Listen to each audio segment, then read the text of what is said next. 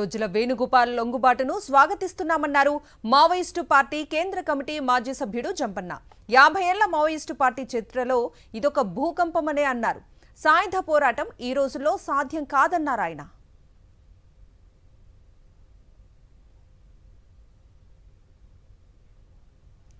మల్లోజుల లొంగుబాటు మిగతా వారిపై ప్రభావం చూపుతుంది అంటున్న జంపన్నతో మా ప్రతినిధి Sai Kiran face to face. Maoist party మాజీ కేంద్ర కమిటీ సభ్యుడు, శాంతి చర్చల వ్యవస్థాపక నాయకులు జంపన్న ఉన్నారు. చూస్తున్నాం జంపన్న, మనం ఏదైతే అగ్రనేతగా చెప్పుకోవచ్చు, అయితే కేంద్ర కమిటీ కార్యదర్శిగా ఎన్నుకోబడతాడు అనుకునేటువంటి మల్లోజుల వేణుగోపాల్ లొంగిపోయిన పరిస్థితుల్లో ఇప్పుడు వాట్ నెక్స్ట్ అంటే ఏం చెప్తారు? ఈరోజు ఉదయం మహారాష్ట్ర ముఖ్యమంత్రి ముందు 61 మంది మావోయిస్టు పార్టీ అభయ నాయకత్వంలో వాళ్ళు లీగల్ కావడం కావచ్చు, లేదా సరెండర్ కావచ్చు, ఏ పేరైనప్పటికీ కూడా అంటే చట్టబద్ధమైన ప్రజా జీవితంలోకి రావడానికి వాళ్ళు అంటే గతంలో లోపట 22 పేజీల లెటర్ ఏదైతే రాసిండో దాని ప్రకారంగా బయటికి రావడం జరిగింది. అది మనం చూసినాం మనం. కాబట్టి ఇప్పుడు ఏదైతుందో అంటే ఇప్పుడు వచ్చినది మావోయిస్టు పార్టీ లోపట ఒక మైనారిటీ భాగము, చిన్న భాగం మాత్రమే వచ్చింది. అయితే ఈ చిన్న విభాగం అయినప్పటికి కూడా మావోయిస్టు పార్టీ 50 ఏళ్ళ సాయుధ పోరాట చరిత్రలో భారతదేశం లోపట ఒక కీలకమైన గొప్ప పరిణామం. ఒక రకంగా చెప్పాలంటే మావోయిస్టు పార్టీ సాయుధ పోరాట చరిత్రలో ఇది భూకంపం పుట్టించింది. సాయుధ పోరాటం మీనింగ్ ఏంటిది?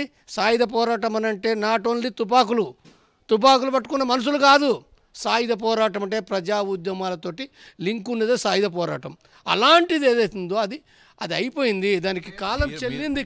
మీరు అన్నట్టు మల్లోజుల వేణుగోపాల్ లొంగిపోవడము ఎంతో ప్రభావం చూపుతుంది అంటున్నారు. సాయుధ పోరాటం ఇప్పుడు ఈ పరిస్థితుల్లో పనిచేయదు అంటున్నారు.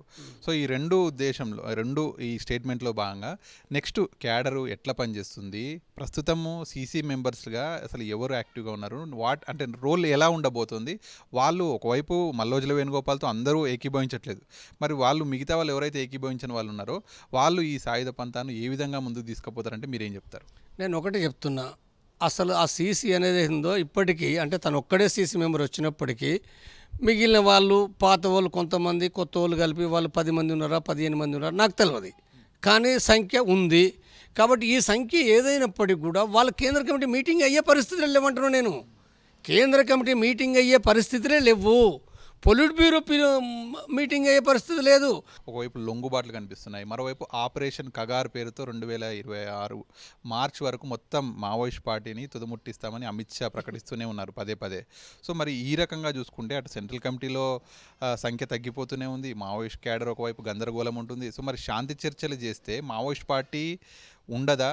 శాంతి చర్చల తర్వాత మరి ఎట్లా ఉంటుంది? మరి శాంతి చర్చలు చేస్తే ఏమవుతుంది, ఫలితం ఏంటి? ఇప్పుడు ఒకటే ఏంటంటే శాంతి చర్చలు అనేది ఏందో కేంద్ర ప్రభుత్వం కానీ అమిత్ షా కానీ ఏంటంటే వాళ్ళు యాక్సెప్ట్ చేయలేదు, అయిపోయింది. ఇప్పుడు మొన్నటి స్టేట్మెంట్లతోటి మేము చేయము, మీరు ఆయుధాలతో సరెండర్గా ఉండని చెప్పిండ్రు.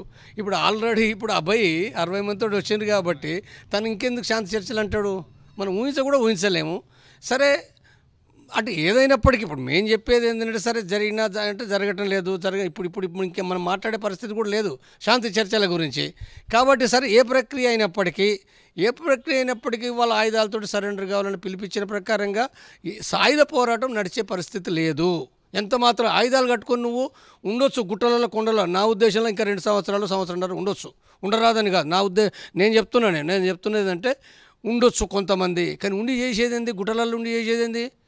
నీకు ప్రజా ఉద్యమాలు నువ్వు అక్కడుండి చేయగలిగితే నీకు అది ఉపయోగము. ఆడుండి ఉద్యమాలు చేస్తే ఆ ఉద్యమాల నుంచి నీ ఎర్ర సైన్యంలోకి వస్తే అది ఉపయోగం. కానీ నీకు ఉద్యమాలు చేసే పరిస్థితి లేదు, నీకు రిక్రూట్మెంట్ ఏ సమస్య అది లేదు, నీకు ప్రజా సంఘాలు పెట్టే పరిస్థితి లేదు. నువ్వేం చేయాలి? నీ పోరాటం కరెక్టు, సమానత్వం కోసం పోరాటం సరైంది. కాబట్టి నువ్వు పోరాడు. ఎట్లా పోరాడతావు? ప్రజలను చైతన్యవంతం చేసి పోరాడు. దాన్ని వదలకు, నువ్వు తప్పనిసరిగా అది చేయి. కానీ ఇవాళ ఆయుధాలతోటి సాయుధ పోరాటం అనేది అవుట్డేట్ కాలం చెల్లింది. ప్రస్తుతానికి అయితే కేంద్ర కమిటీ సభ్యుడు, పొలిట్ బ్యూరో సభ్యుడు ఉన్నటువంటి మల్లోజుల వేణుగోపాల్ లొంగిపోవడాన్ని స్వాగతిస్తూ, అలాగే ప్రస్తుతం అయితే సాయుధ పోరాటానికి కాలం చెల్లింది, మారుతున్నటువంటి మార్పులకు అనుగుణంగా ప్రజా పోరుబడుతూ ప్రజా ఉద్యమాలను చేయాల్సినటువంటి అవసరం ఉంది, కానీ దానికి పంతా వేరు ఉండాల్సినటువంటి అవసరం ఉంది అనేటువంటిది జంపన్న చెప్తున్నారు. వీడియో జర్నలిస్ట్ సుధీర్తో కలిసి సాక్షి న్యూస్ హైదరాబాద్.